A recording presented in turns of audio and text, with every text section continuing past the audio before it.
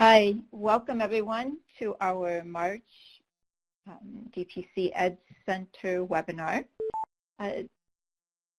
Again, if your phone is not muted, please mute your phone or mute the sound on your computer. There'll be opportunities later to unmute and to ask questions.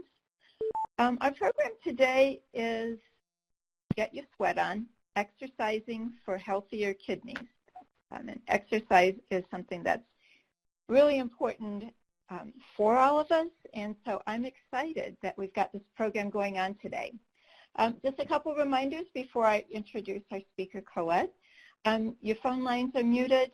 Unmute is #6. We prefer that you ask questions at the end of the presentation, or you're welcome at any point during the presentation to put your question or a comment in the chat box. *6 will mute your phone after you ask the question. You will receive a copy of the recording, a copy of the slides, and we have a couple of handouts that will be emailed to you after the presentation and within the next week. And at the end of this program, there's a feedback form that just takes a couple of minutes to complete, and I hope you'll be able to do that. I'd like to now present our speaker, Collette Powers. Collette is a registered licensed dietitian in the state of Tennessee, and she's a certified exercise physiologist through the American College of Sports Medicine.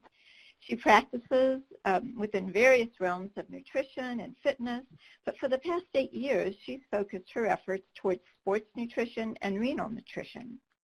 Known for her triple S for success approach, she utilizes both her nutrition and fitness background to help clients become the best version of themselves inside and out.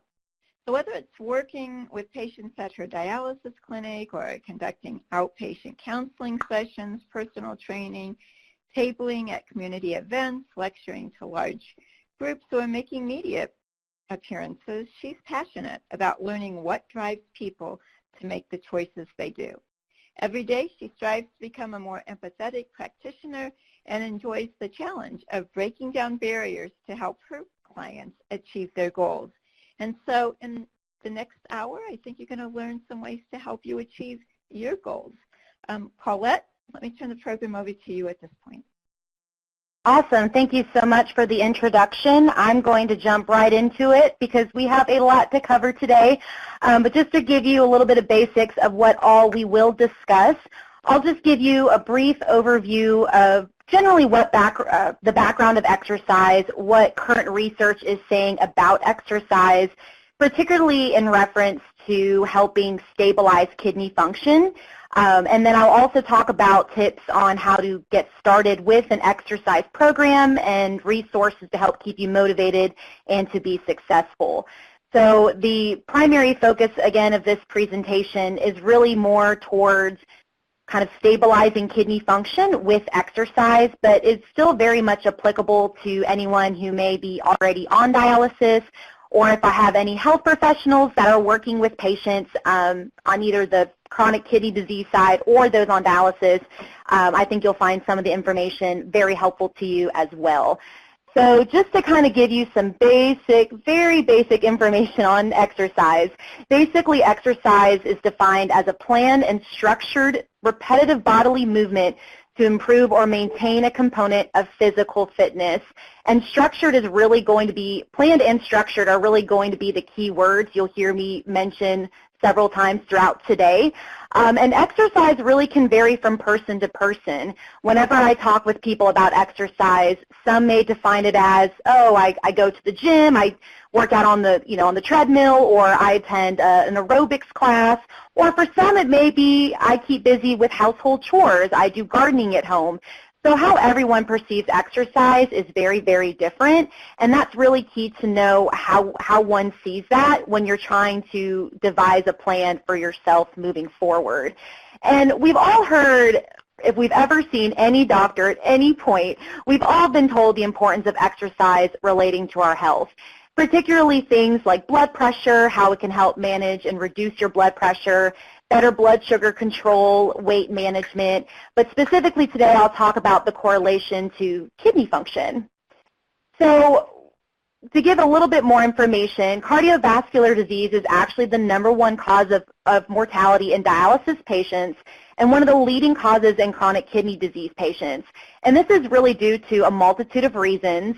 It could be due to that high blood pressure and high blood sugars that we just talked about. Also, elevated fat levels in your blood, and as well as inflammation. We can have a lot of inflammation in our body from a variety of different factors. It could be other medical conditions going on like arthritis.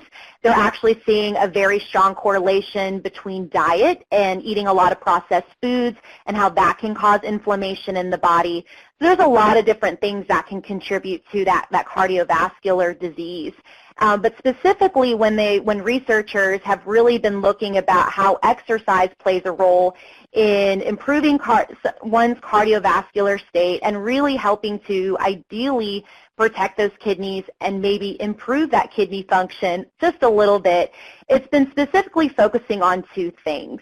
And that's going to be the inflammation, because there's a lot of different markers that researchers can test that give them an idea of how much inflammation you have in the body, as well as the oxygen flow. So especially for those who have chronic kidney disease and those on dialysis, the odds are you may have been told that you are anemic, which you may have lower red blood cells, lower hemoglobin in the blood, which is responsible for that oxygen delivery throughout the body. And so a lot of times when we're talking about exercise and starting an exercise program with somebody with chronic kidney disease, they're going to feel a little bit more fatigued and tired from the start, just because they're going to have kind of that lower delivery of oxygen throughout the blood. And so research is really able to kind of measure that oxygen, and they've measured it through a variety of different times in exercise, different environments. They've looked at exercise at home, they've looked at exercise in a gym, they've looked at exercise multiple days through the week or just one day a week.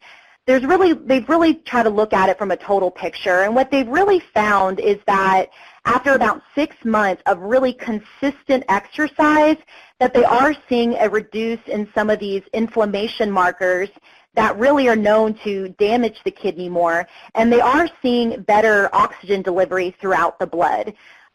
In addition to that, we're seeing better blood pressure management, better blood sugar management, some lose weight, which is always nice if you're working towards that for transplant. And also they've measured different markers in the bones to make sure the bones are staying healthy and strong. And really what's important to focus on with this is that it's the consistency and also the length of time. You know, our society, we love instant gratification. We really, really, really, really do. But if you're really wanting to make exercise an important part of your lifestyle with the hopes that it's going to help protect your kidneys, you have to go into it with the mindset that it's going to be a process. It's going to take time. They're saying on average about 6 months it could take to see any type of potential improvement in your kidney function. Working with patients on an outpatient basis, I've seen some it takes a little bit longer than that. So we always say about 6 months to a year of being really consistent with exercise for you to be able to see what type of effect this indeed is having. And there's definitely a lot more research that's going to need to emerge. The research that has taken place is still relatively new. It's been really getting a lot more attention about the past 5 to 10 years, and it's focused on those individuals who do both strength and aerobic exercise, which I'll talk about. But they definitely think there's more room for research moving forward, just because there's so many different things we can test in the kidney that gives us an idea about inflammation. So I think we'll start to see even more attention with this in the upcoming 5 or 10 years.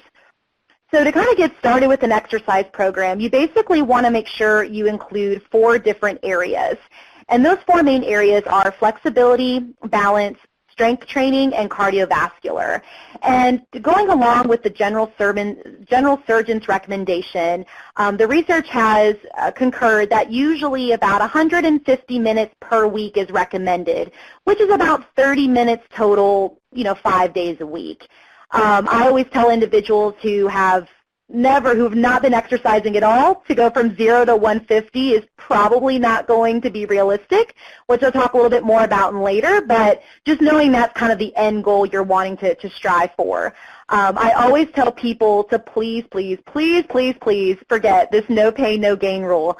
I'm so tired of hearing it. It's been around for so long.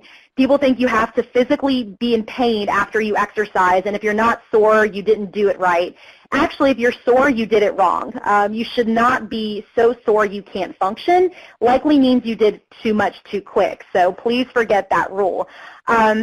As we kind of mentioned in my introduction, my triple S for success approach, which I changed that from my article I had in the newsletter not long ago. It was triple P. I changed it to triple S, and you'll hear me mention that a few more times, and I'll talk more about that at the end.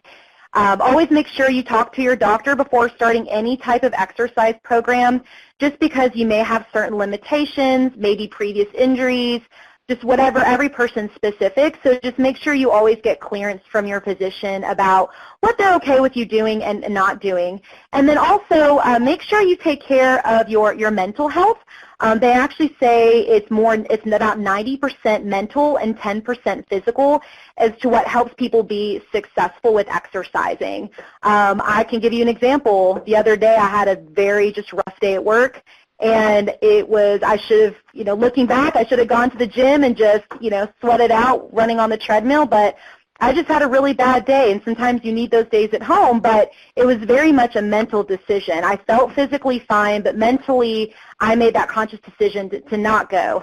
I went the next day, so I was proud of myself, but it's very much how you are in that mental state, that moment, your willingness and your drive. So I'll be giving information and resources at the end to kind of help get yourself motivated. And then last but not least, just remember that any change is better than no change. Please don't compare yourself to others. I hear that all the time when I talk with my patients, and I think a little friendly competition can be encouraging, but understand that each person is different. They have different things going on. And so you may not be able to start off as hard or as fast as you would like to, but understand that you're still making a change and working towards a goal. So just keep up with it. So flexibility, what I love about flexibility is anybody can do this. And this is exactly where we tell anybody who hasn't been exercising at all to always start with flexibility.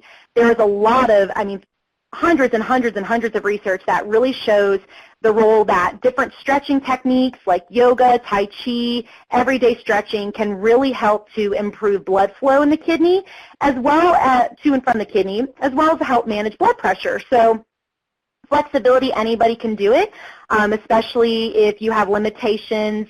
Maybe if you're not able to get up and be as mobile as you ideally would, you can do upper body stretches, lower body stretches.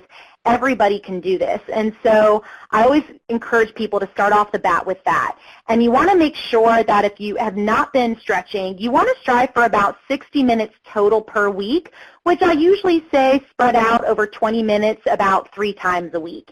And I have individuals that may do 10 minutes in the morning, 10 minutes at night, 3 days a week. I have some that do the 20 minutes all at once. That comes down to more of a personal preference, but really striving for that. And then if you have individuals that are already, at that 150 minutes a week, exercising 4 or 5 days a week, if they're already at that level, making sure you're really stretching, especially after. I find a lot of individuals I talk to, they'll stretch before, but they never stretch after their workout, and that's really crucial.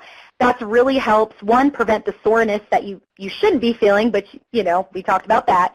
But also it really, really helps to properly cool the body down. So always making sure that you're stretching. And then as far as the types of stretches, there's 2 different kinds, and we call them static or dynamic. And to kind of put it in just simpler terms, static is what we know is, sitting on the floor, touching our toes, or bending over, touching your toes, where you're holding the same position for so many seconds.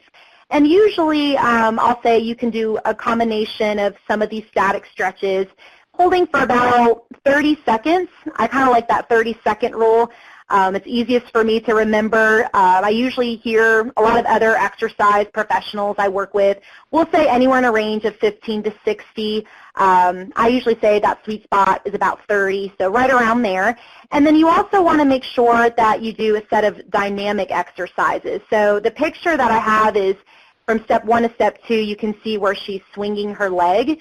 you have your major joints like your shoulders and your hips, and they really respond better to dynamic stretches, which really you're just loosening up and warming up those joints better.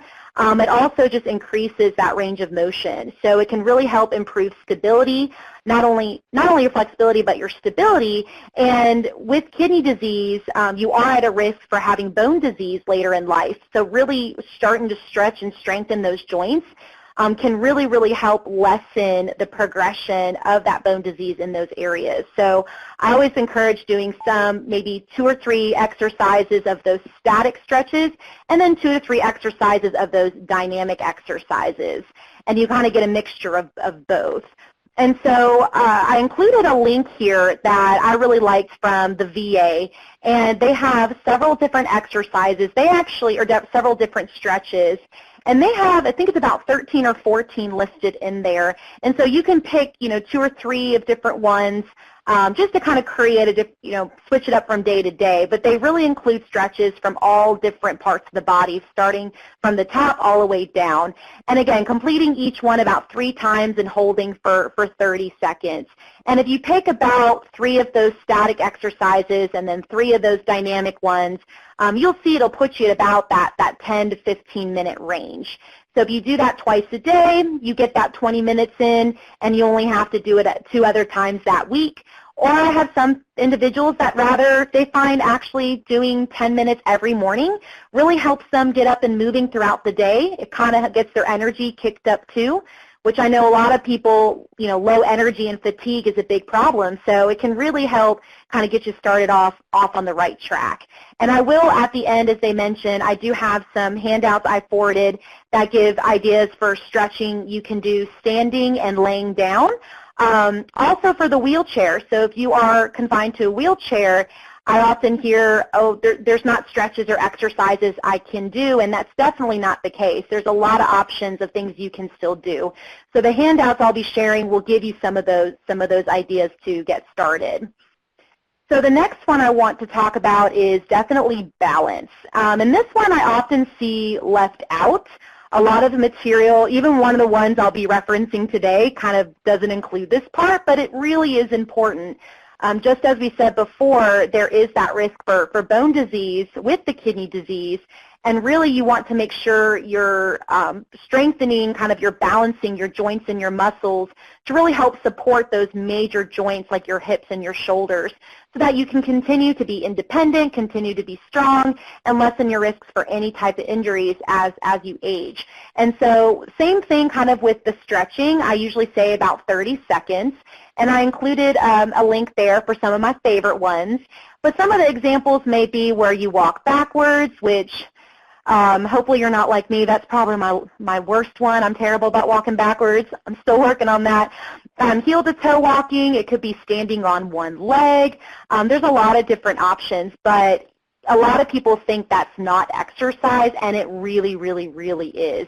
If you're not able to go for long walks for any reason, really working on your balancing can still strengthen those muscles, those bones, those joints, and you're still getting that blood moving. So really encourage you to consider balance, kind of starting the flexibility, then going to balance, before then progressing on to the cardiovascular and the strength training. So to kind of move on with the strength training, this basically consists of a variety of different exercises, and a lot of times when I talk with individuals, they think strength training is always going to the gym and lifting machines and, using free weights, and that definitely can be, very, very much the case. But I know more often than not, I tend to talk to individuals that may say they feel, they don't feel confident going to a gym. They feel a little insecure. They feel a little embarrassed. And so strength training does not mean going to a gym. It can mean doing exercises at home. It could mean going into a pool. There's strength exercises you can do. Oh, my slides went over. All right, there we go. They fast forward. There we go. So it can mean a variety of different things, but I always encourage people that if you're going to strength train, you really want to strive for that 3 days a week. And you want to make sure that you pick exercises that are going to be safest for you. So again, making sure you're following your doctor's recommendations. If you have any history of shoulder injuries, knee injuries, hip injuries, always making sure that you are refraining from activities your physician does not want you to do. But always kind of striving for that 3 days a week, because as we said before, we want, if you're wanting that benefit of exercise in helping your kidneys, it's about consistency. You need to consistently exercise between strength and that cardiovascular for at least that 6 months in order to get that benefit. So I have quite a few individuals that will tell me they work out every Sunday after church, which is wonderful, but 1 day a week is not going to get you that long-term, that real kidney benefit that you're looking for. So you want to try to strive for that 3 days a week. And I always tell people, if you're really brand new to exercise, you always want to pick exercises, which I'll show you an example in the next slide. You always just want to do a variety of exercises. I usually say starting with about 9 or 10, and you only complete them one time. And there'll be a mixture between upper body and lower body exercises. To kind of give you an example of upper body, if you're at home and you don't have weights, you can actually take bags of rice. That's probably one of my favorites. And you can do little bicep curls with bags of rice. If you're at home and you are trying to do something for lower legs, you can try to squat down into a chair and stand back up. So you definitely do not need equipment, but always starting with just that one time. And you want to complete about 12 to 15 repetitions. I have some exercise professionals that say, oh, you can go much more than that. You can go up to 20 or 30, but I really find about 15 is kind of a good limit. If you find that 15 repetitions is getting a little too easy, you're probably ready to move forward and either bump up the intensity or maybe the weight that you're using. But just starting with that one set, about 12 to 15 repetitions with a variety of different strength exercises, that I'll show you the progression in the next slide. And you just want to make sure that you're constantly, I wouldn't say constantly, but at least every 2 to 4 weeks kind of re-looking at things and adjusting. So if you find after 4 weeks you've been doing the same routine 3 days a week for 4 weeks, you don't really feel like you're getting that tired, then it's probably time for you to bump it up. Or if you find you're so exhausted you can't barely move later, you're so sore, then you probably did too much too soon. You always want to be re-looking at things about every 2 to 4 weeks, especially at the beginning, just to kind of be really in tune with how you feel. And then last, again, remember to stretch. This will help prevent any type of soreness that you may feel, which, again, you may feel a little bit at the beginning because you're brand new, but if it's too sore to the point you can't function, then that was way too much, way too soon. So this just gives an example. This is a really old book, but I really, really like how they progress through things. It is exercising on dialysis, so I find it's very applicable for both the dialysis setting and the non-dialysis setting. But it kind of gives a picture of about 4 weeks, and if you'll get the link to this specific book at the end of this PowerPoint, and it'll show those different exercises, as I mentioned, 1 through 9. And it includes a variety of upper body and lower body. And I always tell people to try and take off a day in between. Try not to do Monday, Tuesday, Wednesday, and then have the rest of the week off. Your muscles are going to need that day's rest. So at least 1 day in between. As far as what days that will work, that's going to be based on an individual need. So going into kind of the last part of exercise, we'll talk about cardiovascular. And for some people, this is either a love or hate relationship. I know for me, growing up, I was always into the strength training. That was probably my favorite. You asked me to run on a treadmill, you would probably get the biggest eye roll inside you've ever seen. It was definitely not my favorite. But speaking from someone who's really seen, personally, I've seen the role that really incorporating more kind of cardiovascular training, how that really helps with blood pressure, also even with the kidneys. I've seen in an outpatient basis more individuals that really kind of bump up that cardiovascular work. They really are seeing an improvement in that oxygen flow. Their energy flows are a lot better.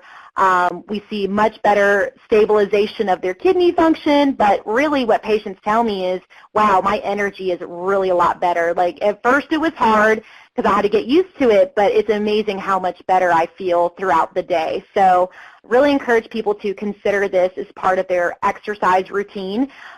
Different examples can be that walking, running, biking, swimming, fitness classes. It could be, those are just a few ones. I always like that little cartoon. I had a patient of mine who used to hate exercise, pretty much think he cringed anytime I mentioned it. And he finally came around and he sent me this slide, and now he went from, I think he couldn't even walk, I don't even think he could walk a mile when I first started working with him, and now he's training for his first half marathon. So it's been pretty awesome to see where he's come from, but he's always sending me cute and silly little cartoons, so I like to include them here and there because we hear it all. But when you're talking about cardiovascular, still working towards that 30 minutes total, and strive for 3 days a week. So I know I said at the beginning that a lot of the research and the general surgeon's recommendation is about 150 minutes total most days of the week. Whenever I'm working with anybody new, I really tell them to start with striving towards 90.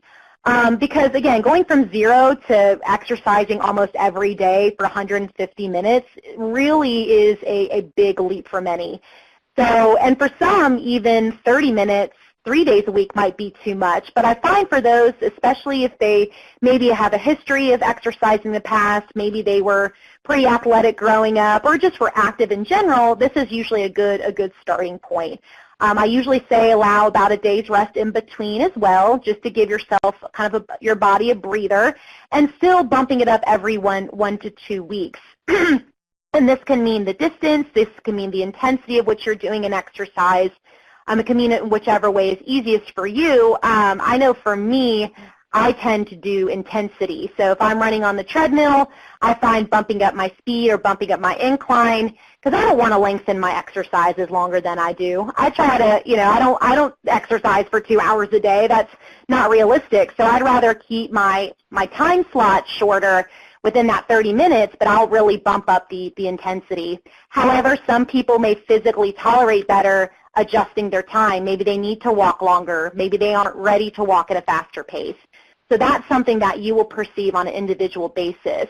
But just remember, anytime you do any type of aerobic or cardiovascular work, make sure you do warm up and cool down. And this is for a variety of reasons. One, it allows your blood pressure and your heart rate to gradually adjust to the exercise, and also gets that blood pumping to really warm up the muscles so that you're less likely for injury and less likely for soreness. I find that, this is for one of the warm up and the cool down for many people is their area of complaint. They're like, I've already worked out. I don't want to work out another 5 or 10 minutes. But it really, really is crucial. I usually say about 5 minutes to warm up. It could be walking, or it could be on a bike. And then you want to make sure you are cooling down for that same reason, to kind of bring down that blood pressure naturally, bring down that heart rate naturally, so that you don't have such a traumatic effect on the body.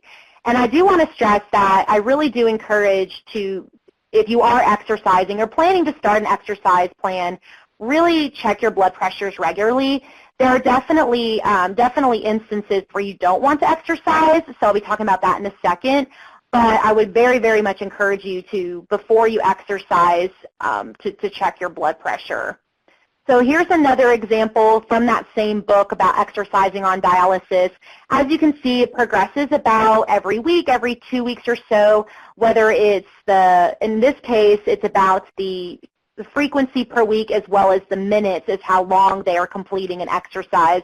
And this is purely just an example. I know for me, when I was in a completely bedridden state and I had to start exercising again, my comfort zone was about every 2 weeks. I would, maybe walk for the same amount of time, the same distance for about 2 weeks, and then I would add on, a little bit faster. Or in that case, I did add on an extra minute. So for me, that was kind of my sweet spot. If you find after 4 weeks you have not adjusted either the frequency that week of how many times you're out walking, or if you haven't adjusted the time or the intensity, that's really a time that you need to be making some adjustment, because about every 4 weeks, your body really adapts to your movement. Our muscles are really, really smart. They very much pay attention to what we do, and they remember it.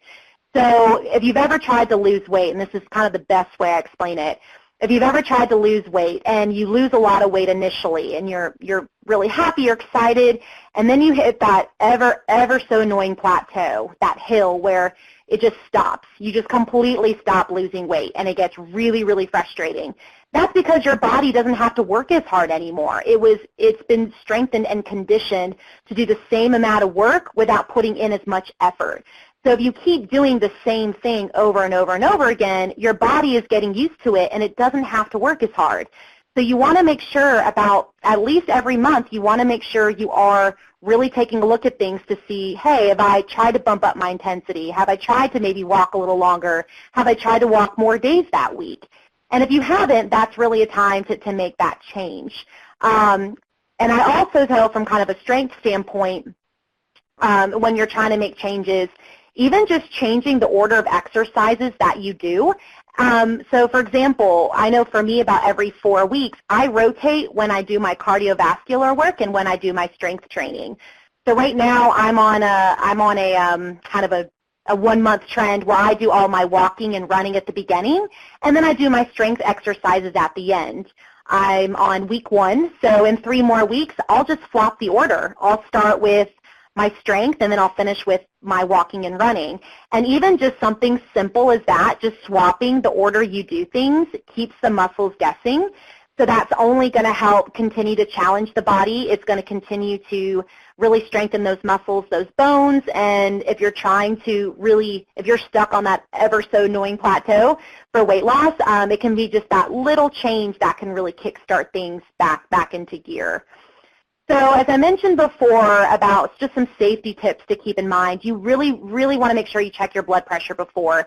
If your blood pressure is too high, your doctor may not want you to start exercising yet because your blood pressure, when you're exercising, it will go up a little bit. Over time, as your body becomes conditioned because it doesn't have to work as hard, you will start to see overall that reduction in your blood pressure. But in that moment when you're doing it, it will go up a little bit. And so every physician's a little bit different. A lot of physicians I find in my practice that I work with, if you check your blood pressure, usually that top number, that systolic, usually anywhere they would want it no more than 180 or 200. I have some that go even a little bit lower than that. So just always asking your doctor, saying, hey, I'm checking my blood pressure, I'm trying to work out, if it's ever, at what point should I not do it? Just because you don't want to put yourself at risk, because if you overwork that hard, as we know, it just puts extra stress on those muscles. You can become very short of breath or very dizzy and experience some of that chest pain. So we definitely don't want any of that. And then also fever. If you have a fever, definitely would not exercise. With chronic kidney disease and with dialysis, your immune system's a little bit weaker. So we don't want to do anything that's going to cause extra stress. And then lastly, make sure you stay hydrated. If you're on a fluid restriction or limitation, definitely stay within your doctor's parameters, but otherwise make sure you are staying hydrated, especially if you're a heavy sweater. I sweat a lot. It's not something I like to admit, but I do. I sweat a lot when I exercise, and so I can definitely tell if I'm not drinking enough. I start to feel kind of dizzy or lightheaded, and so you want to make sure that you're bringing water with you and making sure you're having something to drink before your workout. That's actually when it's most critical, is before your workout, within an hour, and then definitely make sure you're having something to drink immediately after your workout. I like water because it's the most hydrating. You don't have to worry about all those other minerals and sugars and things that are harder on the kidney, just kind of sticking with the water. But definitely if you're on any type of fluid limitation, always follow your doctor's direction on that. And I even have some patients that really get into exercising that they start weighing themselves before and after, and to kind of see how much fluid they lose. And it's pretty amazing. You might be surprised just how much your body really sweats.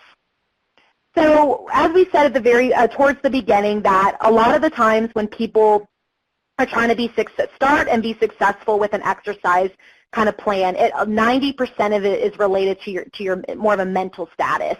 And so as I mentioned before, the day where I stayed home and I didn't go to the gym, I totally stress ate too. I ate a bag of Cheetos. It was not a good day. But really just finding different ways to manage your stress. And for every person, this is different. These are just some of the things that with my athletes, as well as with my patients on dialysis and chronic kidney disease, these are just different areas I found I receive feedback that really work for them. Journaling can be very, very helpful, and this really means journaling in a book, not journaling on your phone. They actually find if you journal in a book, you're more likely to really pick it up and read it versus going on your phone, because you tend to get distracted by phone apps and games and text messages. So really journaling in a book. Listening to music, I know for me that's my zone. When I work out, that's what gets me through it. If I don't have my headphones, it's a rough day. But listening to music can really, really be de-stressing. Meditation, for many, there's so much practice out there that really shows how meditation can kind of help reduce stress and help you really refocus. And there's so many different phone apps and YouTube videos that you can use to kind of help you to try that. Visualization, and this is really the biggest one, is that we as people tend to be more visual learners. We're more likely to do something if we physically see it in front of us versus just keeping in our mind, hey, I'm going to work out. So researchers and professionals, and even myself in practice, really find that if you visually put up a goal somewhere, or even visually put up a positive message, like vision boards, you may have heard of vision boards, really putting someplace where you can see every day reminding you of what your goal is, what specifically you're working on, you are more than 50% more likely to stick with it than if you don't put it anywhere at all. And so really, I know for me, I have a stress technique I use while journaling, and when I feel that stress, I have a sign on my board at work that tells me, have you journaled today? Have you read your journal? Have you practiced your journal? And for me, it's amazing how much that's made a huge difference in reducing my stress. So just having that reminder really can help. And then limiting the screen time. Social media, there are pros and cons with that. There's a lot of things out there, a lot of misinformation, a lot of things are painted, picture perfect a lot on social media. It's very easy to compare yourself to other people on social media. It's very easy to get distracted. You're looking at one thing, and the next thing you know, you've been internet surfing for 2 hours. It's very easy to get distracted, and so they find that if you can really limit some of your screen time, especially at night, we tend to not sleep well because we're watching TV or on our phones. They actually find that can help you be less stressed. And I also do tell people that if you're really wanting to watch TV and exercise, if you know, hey, like that's what helps me get through it, like watching TV at the gym, I'll give you some few tips at the end on how we can still make that work. And then lastly, just getting your sleep. I would love to say I get 7 to 9 hours of sleep a night.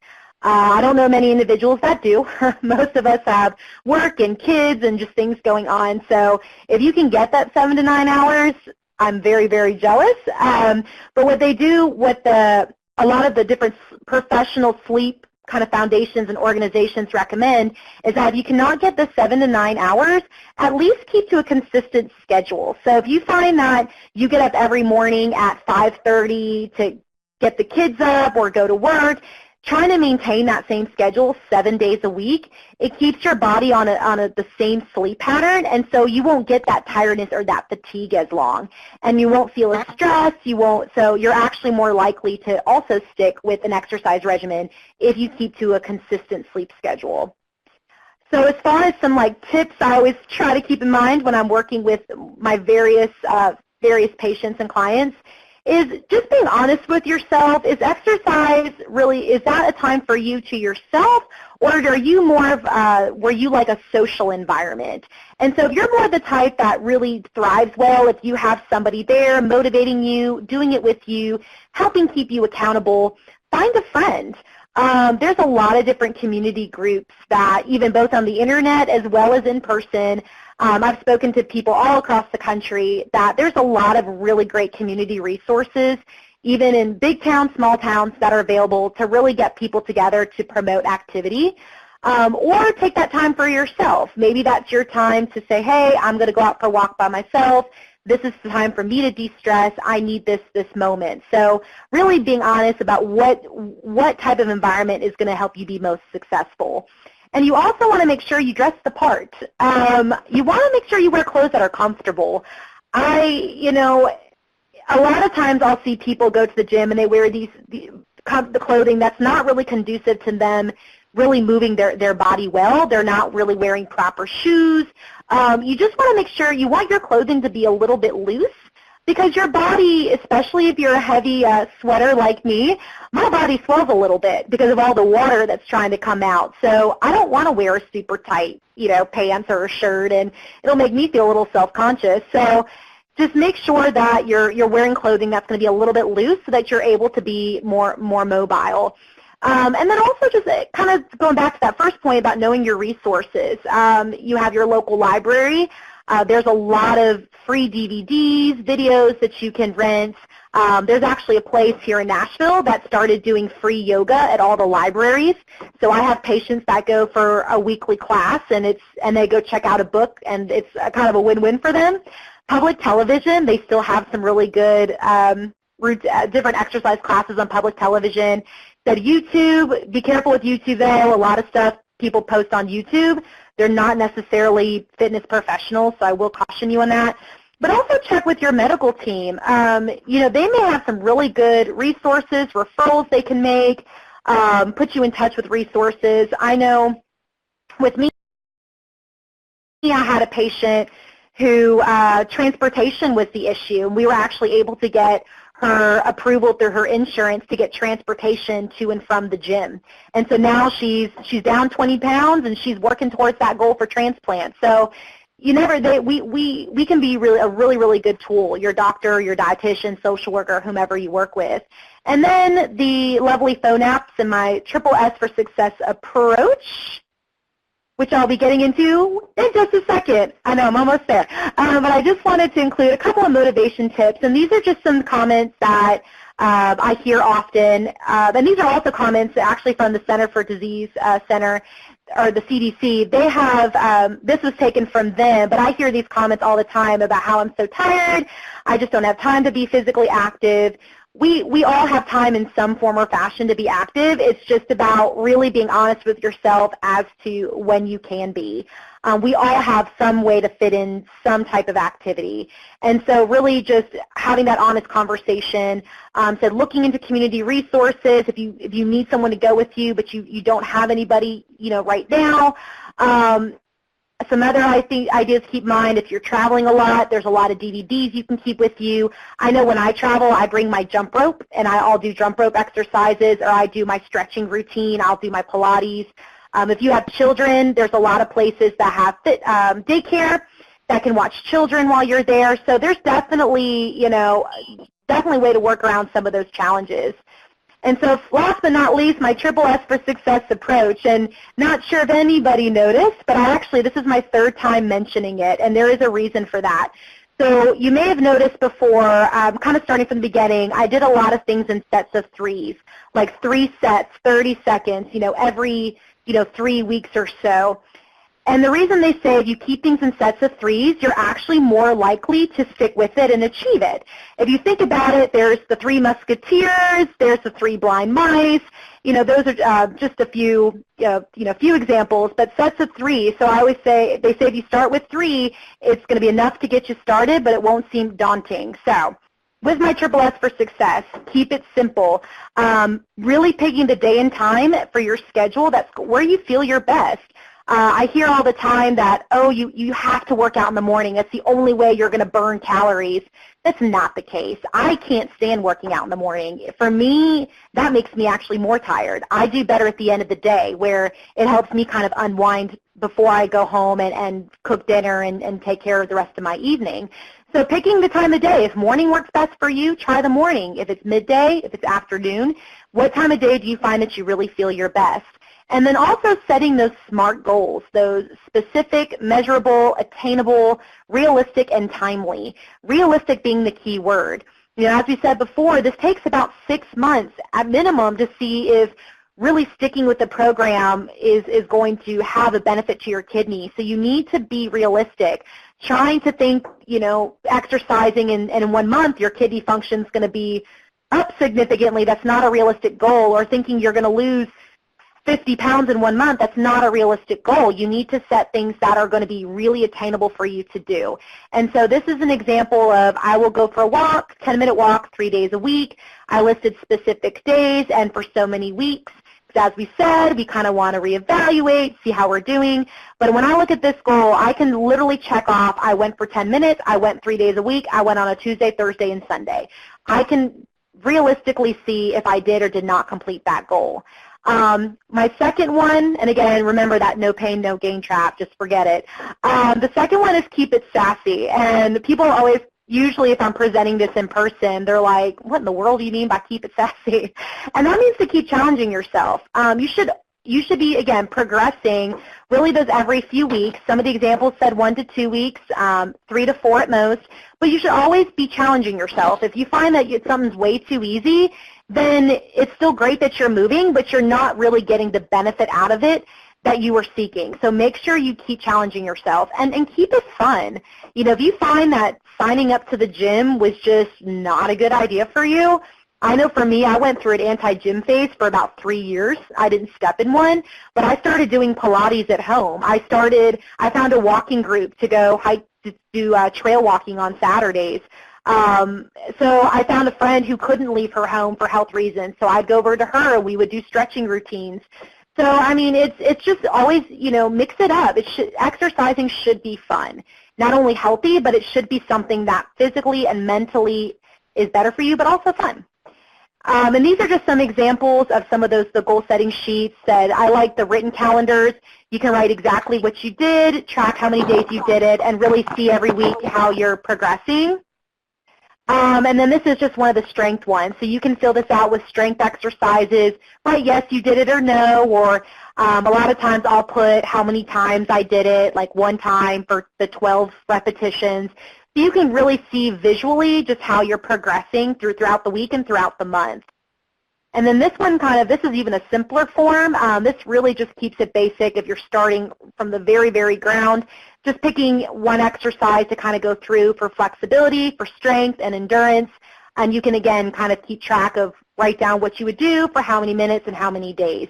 And again, if you visually see it, you're more likely to stick with it. So I encourage you writing it on a paper, keeping it somewhere versus, you know, always using your phone. However, if you find the phone apps work for you, I'll share some apps that do pretty well with keeping up with the activity. And then lastly, you want to keep it sweet, and you really want to maintain that sweet spot. So they say it takes about 60 up to 200 days to establish a habit, which that's actually even more than that 6 months that we talked about. So really sticking with it, you will have days and weeks where you feel like you have a setback. That's normal. Again, I pigged out on Cheetos the other day. Like, that's normal, but it's not really a setback. We're human. We're going to have those days. It's about getting back into it, forgiving yourself that maybe, hey, I had a rough day today. Forgiving yourself for it and trekking back on. But I do say that you want to make sure you do not, unless you're physically, you know, you've been very, very ill, medically a reason you could not work out, try not to let more than 2 weeks lapse. I love vacations, but sometimes they're the curse of us. We'll take off a week on a vacation, we come back, and it seems like it takes a month to get back into the routine. At about 2 weeks, you're losing a lot of what you already gained. So try not to go more than that 2 weeks unless there's medically a reason you need to. And then every at most 3 months or 12 weeks, that lovely 3 again, really see how you are. I know we said every month we're kind of tracking how we're doing with our exercises, but really take a step back every 3 months and kind of see, how am I feeling? How is my blood pressure doing? How are my blood sugars doing? How's my weight doing? Am I losing weight? Am I gaining weight? Am I staying weight? Whatever your weight goal may be, really taking that step back, it can really give you a bigger picture just on how you're doing. So as far as resources, these are a lot of the different phone app workouts. So for phone apps, so they can be, for many people, a successful tool as long as you're using it really for exercise. And so these are just some examples. I am not endorsed by any means by any of these. These are just things that I found have worked really well. I really like the Sworkit and the Johnson & Johnson 7-minute workout. They're really short and sweet, especially if you feel like you don't have a lot of time. But they can really give you some good ideas between flexibility, strength, cardio type work. FitnessPal is probably the most popular one I feel like people use, as well as Fitbits. And that kind of goes more into the programs. Strike Kick and My Virtual Mission, the Fitbit again. These are just different phone apps where you can actually enroll with programs. You can do it within your workplace. You can do it within a group of friends or family. You can even just do it as join with a bunch of strangers. That's okay too. But if you're the type that tends to be competitive, this might be a really good option for you to keep you motivated. And what it's really cool, I had a colleague turn me on to Charity Miles not long ago, and actually for every so much exercise that you do, and it kind of varies on the sponsor, but they'll actually, for like every mile, let's say you biked, or every mile that you walked, that sponsoring organization will actually donate money to a charity. So it's a really, really great way. Not only are you benefiting yourself, but you're giving back to a community. So that's something, I've had a couple of patients in the past 2 weeks that I had the hardest time getting them to try and consider activity, but they love giving back to the community. So this was like a really, really great way to get them motivated and started. And then these are just some of the internet resources, that Life Options, that guide for people on dialysis. That's where those sample kind of progression workouts for strength and cardiovascular came from. The Arthritis Foundation, really great resources, especially for anyone who may have suffered from a stroke. They can really work with you to get referrals for aquatic therapy. They've helped me out quite a few times. Silver Sneakers, they're at several locations. As I mentioned before, it was because of them and working with that patient's insurance, we were able to get her free transportation to and from the gym just by enrolling her with Silver Sneakers. It was pretty awesome. ClassPass, those are really cool. You can pay a flat fee and you can pick a variety of different style classes. So if you're not sure what you like or what you may enjoy, this could be a really good opportunity just to try different things. Physical therapy, you can find a lot of local therapists in your area. So if you need more physical therapy, if you need more maybe cardiac rehab, if you've had any type of heart-related event and you may have been to cardiac rehab several years prior, but you might benefit from a little bit more work, they can really give you really good resources. And then also checking with your local parks and recreation department. I know when I lived in Syracuse, they did free fitness classes every single night of the week in the park all summer long. And so they also have classes here now that I'm in Nashville. We have like our health department, they offer community courses where you can go once or twice a week for a power hour or a Pilates, and it's super, super cheap. So really, those are free resources in a sense available to the public, but they're not often looked into. So really, checking in to see if they offer anything like that. And then these are some of those mindset resources. As we said, a lot of this is it's 90% mental.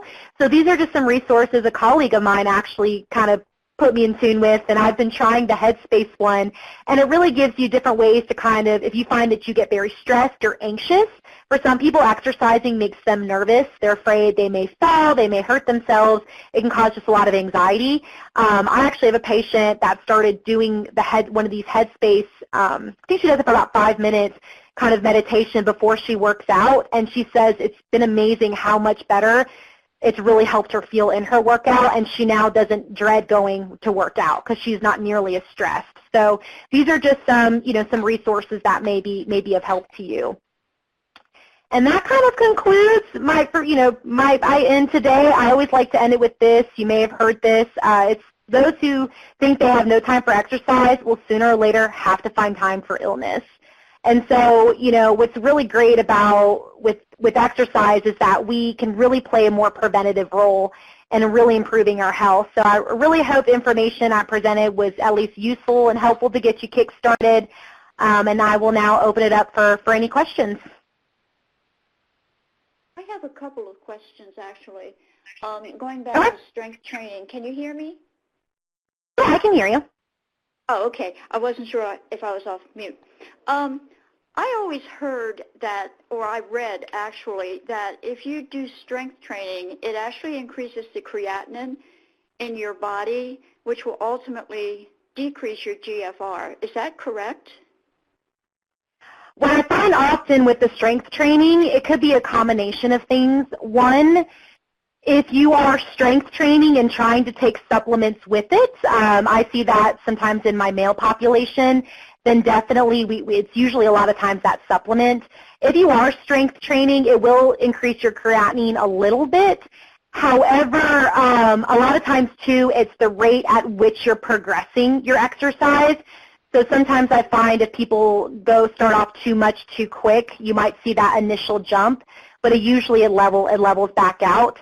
And then I also find that if they're not incorporating enough cardiovascular exercise, that sometimes you'll see that creatinine jump up a little bit more. So that's why they usually say you want a combination of both. You tend to not see that much of a jump. Well, and if there is a jump and your GFR decreases, will that, if we did it differently, like maybe not as much strength training or the combination of the cardiovascular and the strength training, will that ultimately increase the GFR? Will that go back up, or are we always stuck with that filtration rate? I can't, there's a lot of different factors, so I can't definitively say, but a lot of times when I see individuals that are brand new to working out, that I will see that little bit up in that creatinine and that little drop in the GFR, usually as they're being consistent with their exercise and as their body adjusts to that demand, usually things level back out, and usually more often than not I'm seeing that GFR go up a little bit more than it was. So it's okay then, because I was always afraid to do a lot of strength training because of that. Mm-hmm. I didn't want to lose the GFR. It's not that terrible. I'm at stage 3, but I didn't want to lose what I'm hanging on to. So, like, if I just do and I'm almost 72 years old and I have stage 3. If I do 10-pound weights like bicep curls and things like that, that won't hurt me? I wouldn't think so. I mean, of course, make sure your physician is, okay with the weight, because every physician is different, but I wouldn't think so. It's usually when I see individuals that it's really, really heavy lifting that I will see, my much bigger males, football player kind of type. Those are the ones that I'll usually see a much maybe potential, but a lot of times too, it's also because of supplements that they're taking. Okay. The other question I have is it okay to do cardiovascular, like walk on the treadmill, and then on the very same day do this strength training, like the 10 pounds for bicep curls and things like that? Is it okay to do that on the same day, or should we stagger that? Oh, you can, as long as you physically feel okay. There should be no issue with you trying to do it the same day. Okay. Yeah. Yeah, as long as you physically, as long as you feel okay, you don't feel like you're, lightheaded or dizzy or anything, yeah, that should be fine. It's okay to keep going then, because I was also told that you're supposed to do your muscles one day, give them a break, and then do your cardiovascular the next day. I wasn't told that by any doctor or anything like that, but I don't know, maybe it was somebody in the gym or something that said that. So I didn't know if it was okay to do both of them, or if it was going to do some kind of damage or something. No, typically you should be fine. If you want to break it up and do one thing one day and, one thing the other, that's fine. I just usually, because I know with, especially with the increased tiredness and fatigue, you can feel usually that body needs a little bit of rest in between. So that's why I always usually say take that day off. But you can split it up that way, that's fine. But if you do it the same day, assuming, you feel okay, then there shouldn't, be any issue with that. So just listen to your body then, more than anything. Basically, yeah. If you're feeling dizzy, if you feel like, oh yeah, I'm feeling kind of lightheaded, then I definitely wouldn't. Yeah. Okay. All right, thank you. Alrighty. Yeah, you're welcome. Hello. Hello. Yes. I've been on dialysis many, many years, and I'm starting to experience numbness and a lack of range of motion in my hands from neuropathy, I'm assuming. Can that neuropathy be reversed at all through any kind of exercise or technique?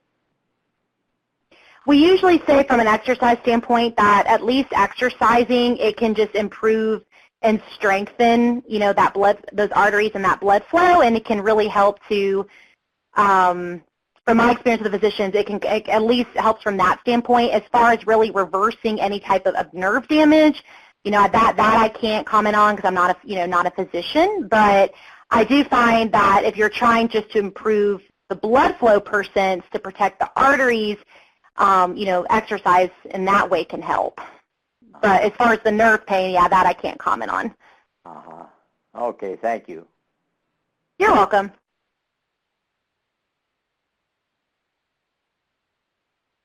I see there was a question down there. Let me see. Okay. It says, I need to get down to 98 kilos by June 11th. I'm at 101. Now, what would be the best way to lose the weight? If I don't lose the weight, they'll kick me off the transplant. That's kind of a loaded question because I would need to know what you're doing already to, try and be active, as far as dietary-wise, exercise-wise, if you've had, any history of fluid, being retained or, the edema. So it's there's a lot of different factors to look at. I would definitely say as far as strictly from an exercise standpoint, if you have not been exercising, I would really start with that exercise guide on dialysis that gives you those recommendations for the cardio and the strength, assuming your doctor's okay with that. I would start with that basis. If you are already, depending how far you are with the exercise, if you've been exercising for a while, I would say if you haven't mixed up your routine, whether it's mixing up the exercises or mixing up the order in which you do things, or mixing up the intensity, then that would probably be my next suggestion. Because a lot of times that's why people hit that wall and they're down to only 5 or 10 more pounds they need. You just need to, continually try to mix it up about every 4 weeks. Just starting exercise. Okay. So I would definitely, walking is probably between walking and stationary bike.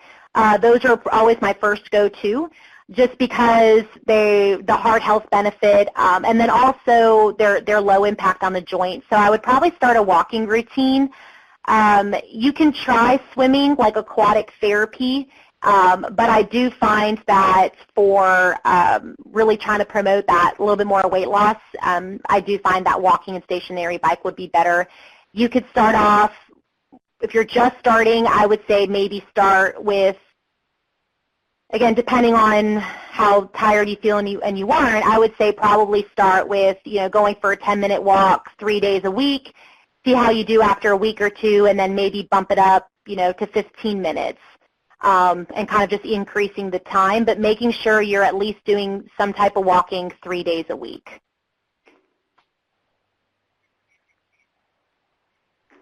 Okay. Oh, okay. All right. Thank you so much, Collette. You have given us lots to think about. I like your sets of 3. If I could end with one last question, which might also help Greg in his thoughts. Sometimes people exercise, they do pedals while they're on dialysis, either while they're dialyzing at home or at the center. Is that a good thing? Does that have a lot of support, and is that helpful for them to do it during dialysis? I hear from kind of both sides. I know for some people it really helps to kind of reduce the stress and pass the time, when they're on dialysis and gets that blood flowing. I do know and this can be varied from individual to individual, but sometimes when you are using a peddler on the chair during dialysis, if you have to sit a little bit more upright, that for some people can cause their blood pressure to drop a little low. So that is something that their nurse and technician and doctor would have to monitor. And that actually brings up a good point, which I'm glad that you said that, because something to kind of add when you're at home, if you've ever seen those hand and foot ergometers, they're just those same little foot peddlers. I have one that I bought for $20 at Walmart. And so if you're at home and if you find that, you're brand new to exercising, you can't really be on your feet for long, or you don't have a means to leave the home, you can buy one of these really It's really cheap, $20 pedalers, and you can pedal those with your feet even as you're watching TV, sitting on the couch. I'll have patients who will put them up on their kitchen table and they can use their arms with it. So that's really good if you can only do upper body exercises and not necessarily lower. And that's really a great way, usually at home. I know my patients here, they do it at home just because of the risk of blood pressure maybe dropping here. Okay. Thank you so much for that. And again, You're thank welcome. you for all the suggestions you've given us. For those of you who are attending, you will get a copy of the slides, some handouts, and the recording to listen to again and to share with others. So I want to thank everyone for attending. Please complete the feedback form that will come up at the end of this program. And join us next month. It will be on Friday, April 26th, instead of on Thursday next month, talking about relieving pain through laughter. So we hope you can join us then. And Collette, again, thank you ever so much. Thank you very much for having me. You're very welcome. And now I guess we all go out and exercise, right? I hope so. Because the weather in here in Nashville is finally cooperating, so hopefully it is for the rest of you all. But I'm also heading to New York, so if you're in the snow, I'll feel your pain soon. For sure. All right. Thank you, everyone, and we'll see you next month. Bye-bye.